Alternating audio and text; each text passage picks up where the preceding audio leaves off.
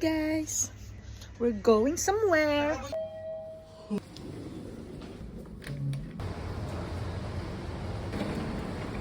Saan tayo punta? Lilibre daw niya ako ng lunch kasi... Kasi, linggo. Ba't mo ko ililibre? Lilibre kita.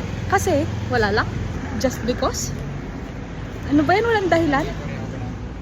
Out of nowhere lang, niyakit kita. Wow, kasi pera siya. Ito hindi marunong sumagot.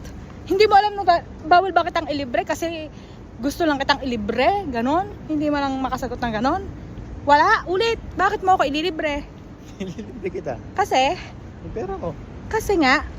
Kasi may pera. Sabi ko, sasabihin mo, ililibre kita kasi gusto kita ilibre dahil deserve mo mga ganon. Huwag nang mag-vlog.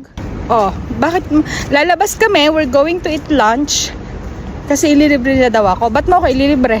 Deserve mong ilibre. Ha? Deserve mong Ano? ilibre. Anong sabi mo? Deserve mong ilibre. Bago pa makapagsalita ng ganun, kailangan ko pa sabihin. Pero yung kakainan namin, kapitbahay lang naman namin, ga-outfit pa ako. Hindi na, malayo din naman. Nag-outfit pa, kapitbahay lang naman namin. Talaga siya, Hindi namin alam ang aming pupuntahan. Ha ha ha ha, yan pala.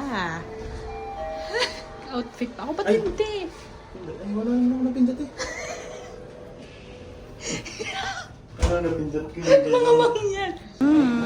Charan! Yehey.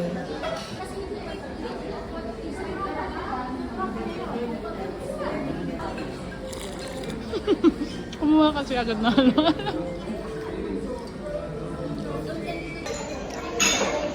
Kaya sana kita mag-halo eh.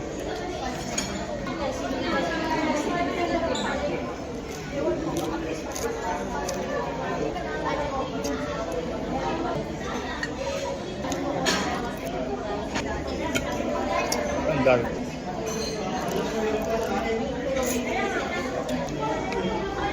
Para ka sa halo, maraming ulo.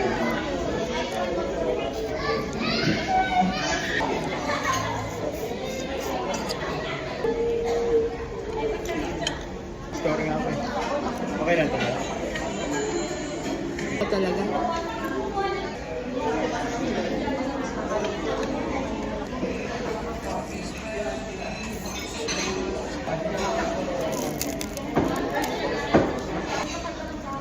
Ubus na yung baboy eh.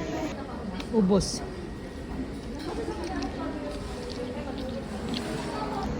Next stop is, after eating, is Pampering. pampering. Magpapaulala.